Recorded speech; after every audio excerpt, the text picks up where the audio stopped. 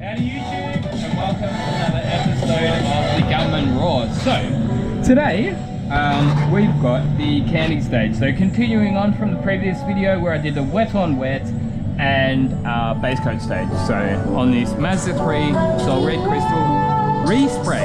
So this is probably, if you're spraying PPG, the most important part of getting these jobs right. If you want the Sol Red Crystal to look right, do everything I'm about to do here. Okay, so you can mix up however much you want, you don't have to do that. So 1700, that should give me, yep, that'll be perfect. Alright, so we'll start off by just putting the clear coat in. So just mix up however much you think you're going to need. 932. Oops, that's down.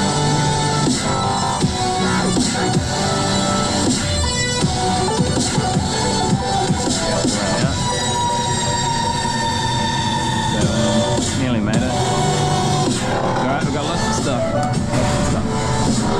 There we go.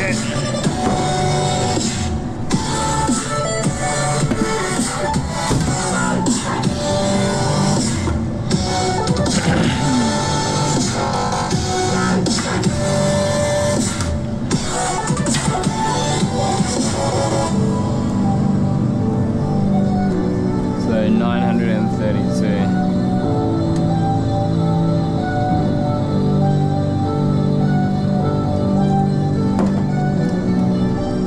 So this is a sprint clear. That's the clear I like to put the candy in. DC 527, DH 720, 1418.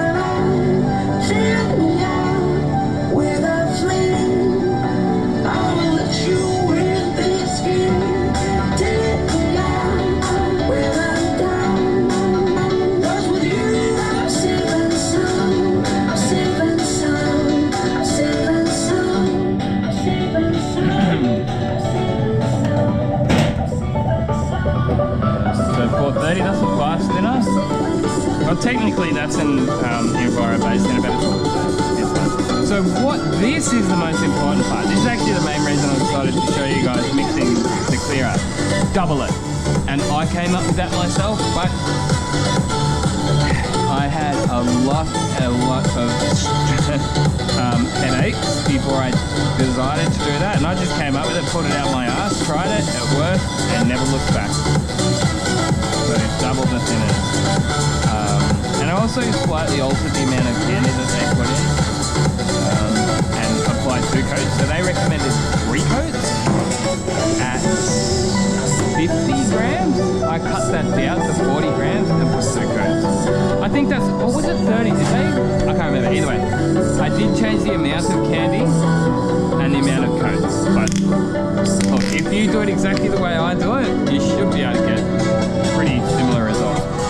So 40 grams per litre, so 40 grams per 1,000 grams, or 1,000 mils. So that's 64 because I'm 1,700. Yeah. Will you still need me? Will you still need me?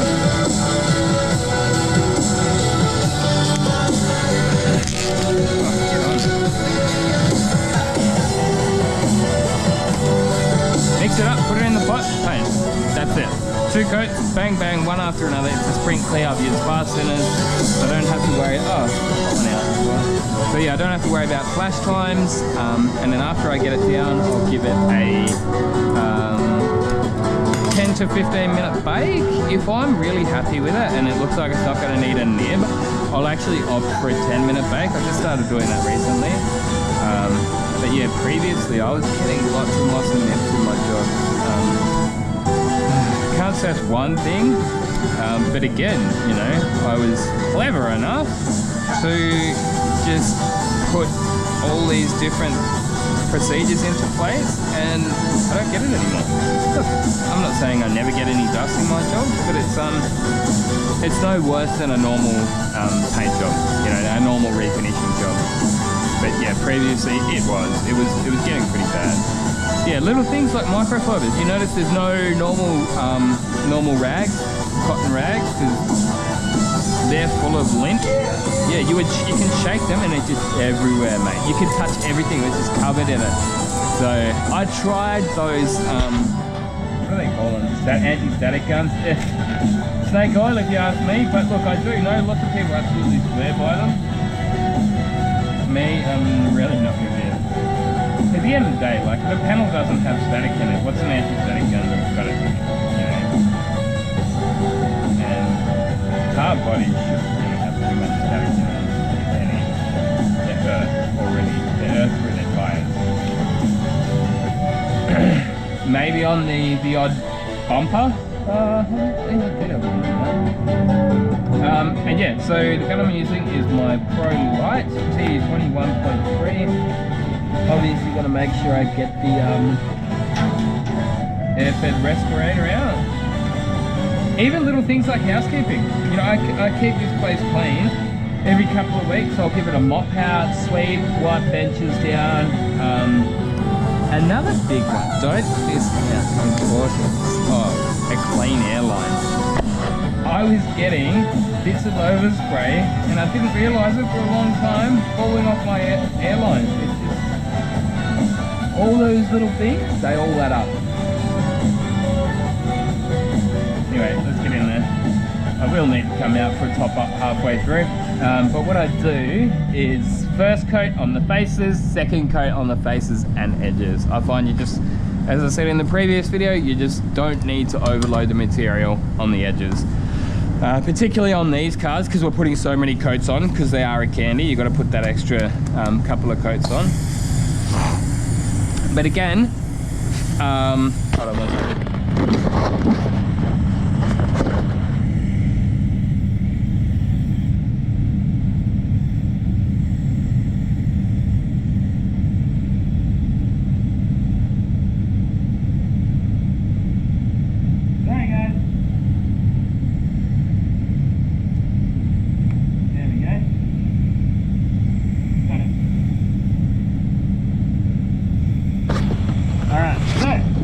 Where were we? I can't remember. I was ranting on about some shit. Probably important to some of you guys. All that technical information. Yeah, I was talking about getting the edges. So, yeah, particularly because, yeah, that's right. I was going to say about, you don't want to overload the material on these. So if you mix this up the way that they recommend, that PPG recommend, yeah, and also notice that I've gone a little bit above the 2 bar mark there too. So TE21.3, it gets the material down fast, man. It's really fast. So that's perfect for the candy, I have found anyway. Smash it on, get in, get out. You want a nice amount on there. If you don't go enough, it'll look like that. This coppery sort of colour. You don't get that nice red candy colour if you don't put enough on. But if you put too much on, then there's a few things. You worry about your edges, you got to think about your film build, right? So I've got to the point now that, look, no one's perfect. Every now and then you're going to have to redo a panel, right? So if you put too much material, if you go and do the 3 coats like they recommend, if you don't thin it down the way I thin it down, sorry, I'm taking a breath, talking too much. Yeah, you're gonna be up around 250 to 300 microns on your first coat, right? So me thinning it down, me putting less material on, is actually helping those fill builds. So now I've got it to the point where I can redo a panel and still be within tolerance, within what we have to keep it in. So that's good. Look, I don't usually have to redo a panel, but sometimes you do, you know? I might bump my hand into it. There's so many things that can go wrong. We can of course do our best to lower the risks of this happening, but hey, human error is a thing, and we're human. Well, I am. Last time I checked I was. I don't know, we're going to be cyborgs soon. Bring it on, baby, that's what I say. Hook me up, Elon Musk. Give me your brain chip, or whatever they call it.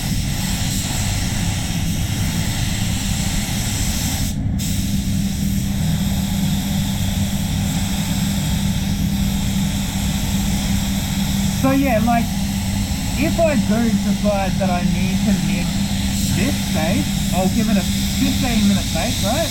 After putting these 2 coats on, I'll give it a 15-minute bake, and then come in and nib it, and then put the last 2 coats of clear on. But if I decide that it's nice and clean, or it's not quite bad enough to warrant a nib here and there, I'll just give it a 10-minute bake, and then come in, put 2 coats of LVC 105 clear on, and that, my friends, will be the next video. There is one there, a big black chunk. We're going to have to get that out. Well, in saying that, sometimes you make it worse. Trying to do this, you can actually make it worse. I know that's not going to make me Insta famous. Everyone on Instagram just wants to believe that all of your woes can be fixed with a simple 20-second video. Oh, there we go. I did. I'm Insta famous. Yeah, let's whack this little short onto Instagram. Oh, I'm going to be the next viral moment. No, well, you know, unfortunately, life is not generally that simple. It takes hard work and effort and trial and error. Yeah, that's my experience anyway. That's actually why my channel's so successful, because I take the time to cover all of those important things, I think, you know. There's definitely a market for the viral, you know, the viral trends or the easy fixes, but I just, from my experience, it's just not the way to get there. It's not actually gonna, it's not gonna get you to be a good painter. The 30-second fix generally doesn't work, from my experience anyway. Sometimes they can.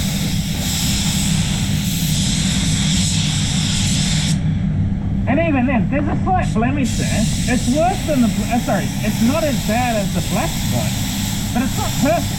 You know, I'm never trying to, any of these little fixes, I'm not trying to say, hey, that's a silver bullet, gonna get you to the promised land of perfection. Perfect paint.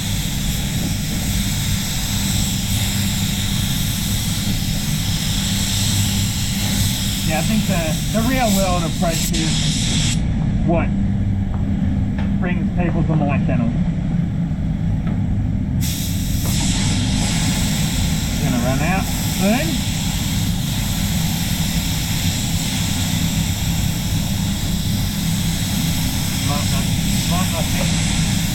Might not have enough in that pot to do that last job, but we might. Let's see how we go.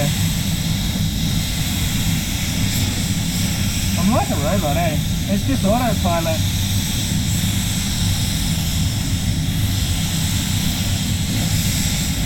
Yeah, but that's one thing I will have enough. One thing I was mentioning in another video, that the difference, I think, in some instances between a good painter and a painter that's learning. I'm not going to say bad painter, because, you know, no doubt even the people that are learning have still got some really good skills that they're just building upon. But in saying that, there are some painters who have had the time to learn, but they're just average, and they don't care, you know, like they're just okay with being average, and to them it is just a job. So yeah, now that's what I always do. Like I'll start talking about something, and then I'll go off onto a tangent, and I'll like forget what I was actually the point that I was trying to make. It'll come back. My misspent youth is coming back to haunt me. Oh, come on, get out! What's up?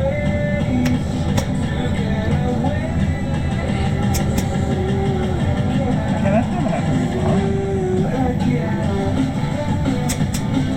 It's like the sword in the stone. I am Excalibur. That's it again. There's like some oil coming through too. It's like black oil. We actually do have a air filtration test put in soon, so I think I've got them due in for this week.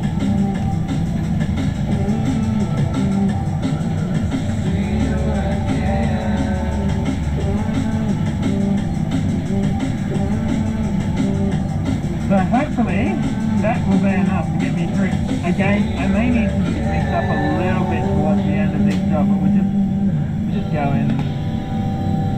There we go, guys.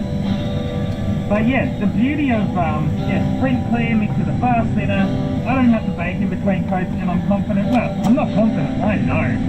I've done enough of these, guys. Trust me, I'm a doctor. I'm a surgeon. Yeah, sorry, now I remember what I was going to say before. The difference I find between like an experienced painter and one that's sort of less experienced or learning is, you know, there's things that I don't have to think about, you know what I mean? I don't have to think about my technique. Yeah, so I'm really not spending my computing power, right, my brain. It's just something that you can sort of cut out of your thought process. So, you know, I can focus on getting the edges right. Yeah, just other little things that contribute to getting a good job. And to be completely honest, I'm just about on the autopilot for the entire procedure. That's where I'm at, you know. So, yeah. I guess my point was going to be like, if you're spending all that time thinking about exactly how you're going to spray it, exactly how you're going to do this, then you're not thinking about other things. I guess that was my point. But hey, you have to. Like, I'm not saying that you don't have to. You have to do that when you're learning. But then after a while, it just becomes second nature. It's in your subconscious. And you don't even have to think about it, you know? That's why I can talk all this shit while painting. Because it's just like driving, you know? When you're new to driving, you probably shouldn't spend too much time talking and getting into conversations. But once you've been doing it for a while, it's just second nature. You don't even think about driving, you know? It's just, yeah, automatic.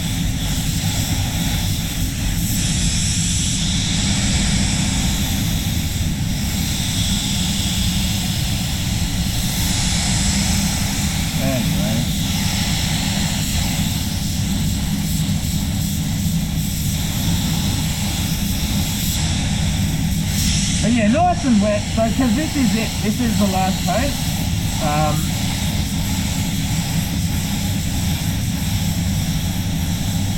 That'll make sure it's on nice and even too. But again, once you've got that technique, you've got the guns, you've got the settings. It really, like, you can't underestimate the importance of getting the thinning ratios right, because you can spray it, you can be the best painter under the sun. If I give you a gun with paint that's too thick, you're doomed before you start. But, you know, it doesn't matter how good of a painter, it doesn't matter what technique you use, it doesn't matter, yeah, you can lay the best paint down. If I give you a thick paint, it's going to go on thick, isn't it? And that's what they essentially do, that's what PPG do, they give you thick paint. And it's something to do with that candy, right? So if you're just spraying that sprint clear without the candy, you don't need to double, yeah, you don't need to double the thinners.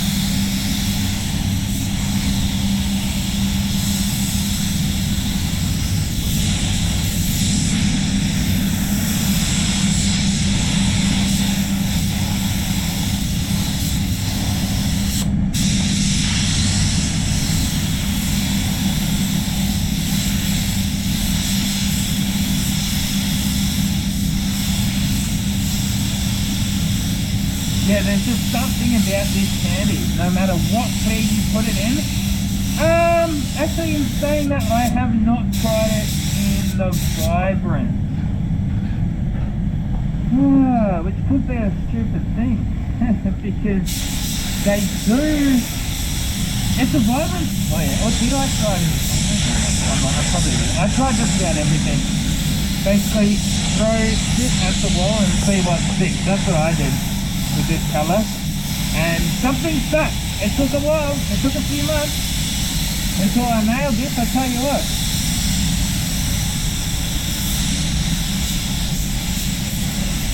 That's what they say. Intelligence is the ability to change.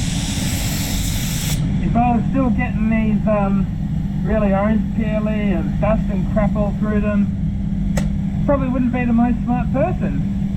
That's just the truth of it. Oh, we're getting stuck again. Yeah, we're going to need more. That won't be enough. So how much is there? That's 300. 300 is 200. This becomes 300 just for yourself. Probably won't need the extra, but...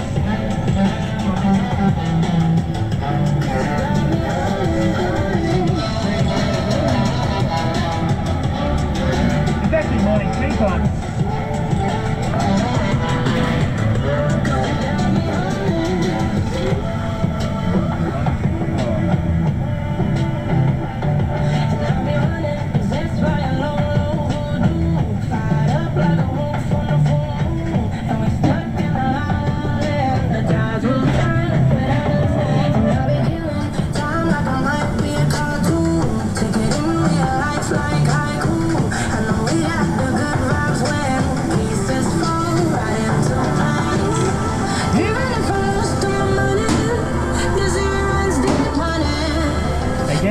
Double that finish, so we go up to 70. I mean, you can imagine man beating me clear up, but it's consistent down the like, I just think consistent results. I think you know exactly. Yeah. Because, you know, like the way that, like let's just say that I had all these different heaters and that, unless you've got like a heat sort of a room, so I've got to take that 4, 8, 12.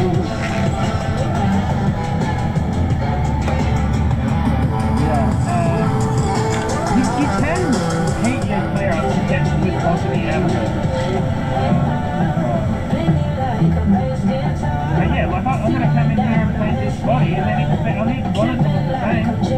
So, heating the clear up, because a full can of clear in a bucket of water is going to heat up different than, you know, half a can of clear. So you might be, say, spraying this at 25 degrees and then something might happen, it cools down on the bench and then it goes to 30 or no, sorry, 20 or whatever it may be. You know, there's just too many variables when you're trying to, unless you have, which I have asked the guys for, like I want a heated cabinet, then you know, you take it out of there, you mix it, you put it back in there, you know what I mean?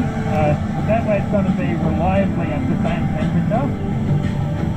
I could potentially do that, but yeah. For the sake of replicatable results, just cold mix off the bench and get the viscosity within it.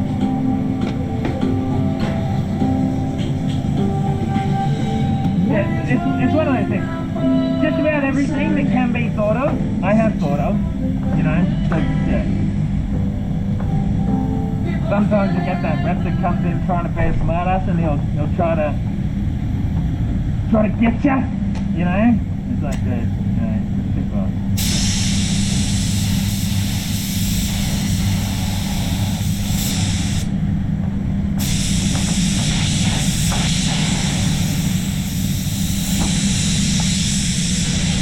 And that's not saying that there's not room for improvement. I guess there always is, but it's more execution at this point. Like I have the method.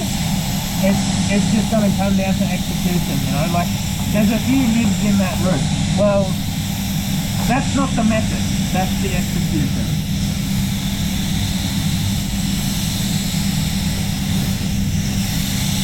Yeah, it's good to be at that point, because for a while I wasn't there. My methods, they weren't quite up to it, they weren't quite bulletproof, you know.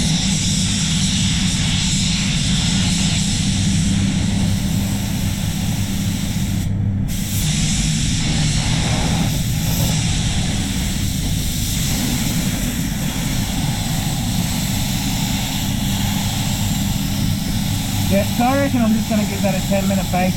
There's a couple of big nibs in it, but like I said in the previous videos, if you're not careful, you can stand one out and install another fire. So this is good enough that I'll just get it with the buff.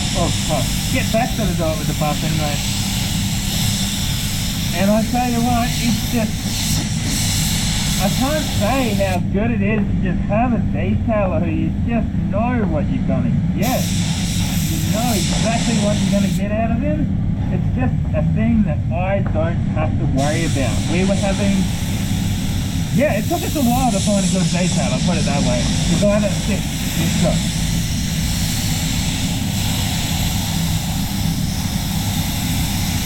At the start, I was doing all the polishing.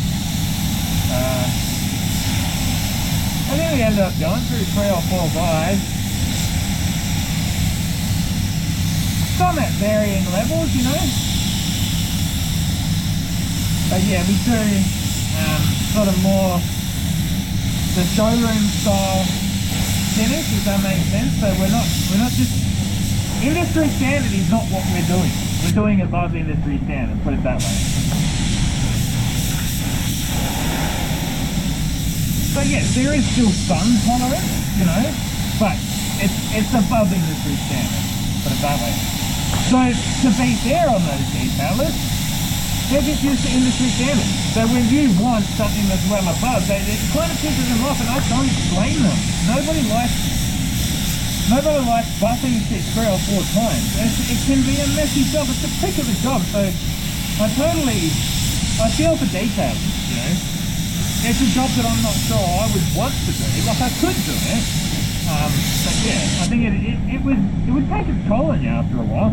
Anyway guys, that's killer. Nice and tight finish on it. That set us up for a good final round. So I'm going to call that a vid. Oh, we're stuck. Come on, get out again. Excalibur, sort of the same. Got it.